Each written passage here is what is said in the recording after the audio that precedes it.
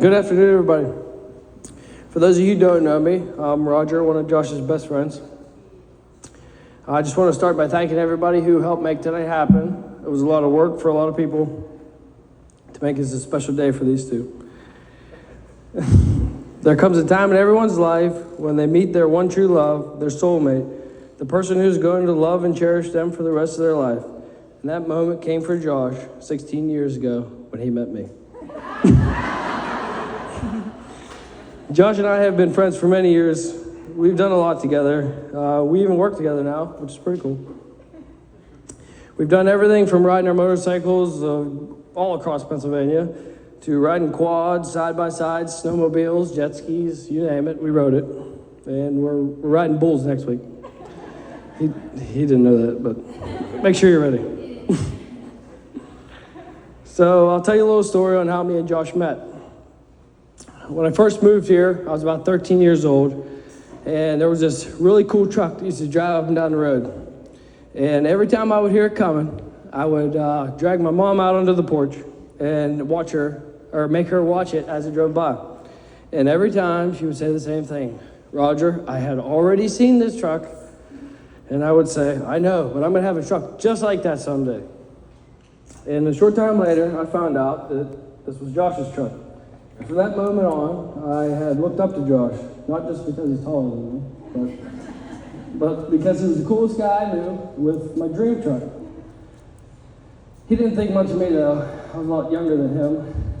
I don't even think he knew my name. He only knew me as the neighbor kid.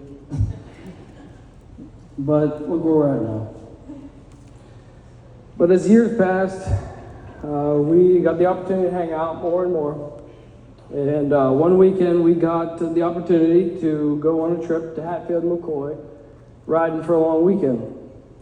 And on the second night we were there, I was handed a beer.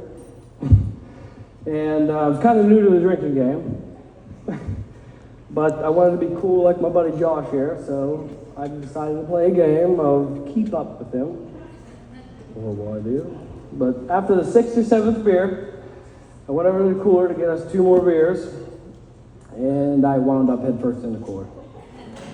And as fast as I went into the cooler, Josh yanked me up out of the cooler and back onto my feet and asked me if I was okay. I turned around and looked at him and said, "I got the beer." He says, "I don't think you need it anymore." And he was right. I paid for it the next day.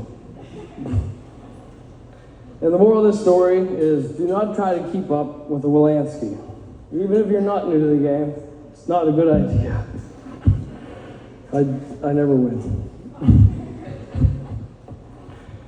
But from that moment on, we've become good friends. We've continued to get closer over the years. But enough about me and this guy. Let's talk about Brittany for a minute. Doesn't she just look beautiful tonight?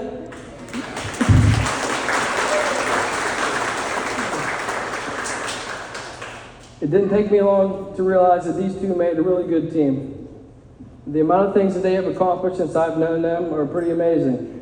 Everything from new jobs, new cars, buying a property, and building their dream house. If you've ever been there, you'll know what I'm talking about. I'm so happy that these two met and are finally getting married. So now I would like to propose a toast to Mr. and Mrs. Josh Wolanski to a long and happy marriage.